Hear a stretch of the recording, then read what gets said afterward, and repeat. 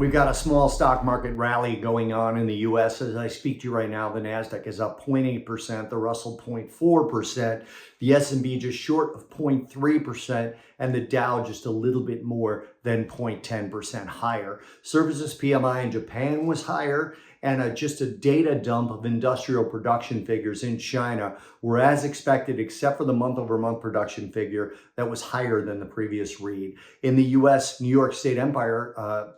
New York Empire State Manufacturing Index dropped dramatically to 0.2 from an expectation of 6.4 and a last read of 31.2. This was a dramatic turnaround.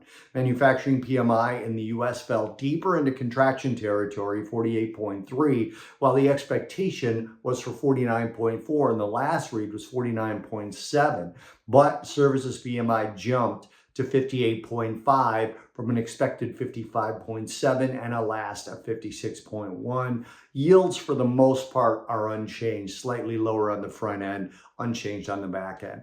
S&P Global PMIs were mixed. German manufacturing PMI missed expectations, fell further into contraction territory, but their service PMI jumped into positive territory or expansion territory. It hit 51.4. The exact same thing for the UK and the exact same thing for the Euro. The Eurozone was 51.4, the UK 51.4 as well on their services PMI, but their manufacturing PMI fell further into contraction territory for both territories. Hard commodities are all lower with the dollar higher in the aggregate. Retail sales is due out tomorrow in the US. Expectations are for a jump in retail sales and core retail sales. The market is looking for core to be 0.4 versus last month's 0.1 and headline retail sales to be up 0.6 versus last month's 0.4.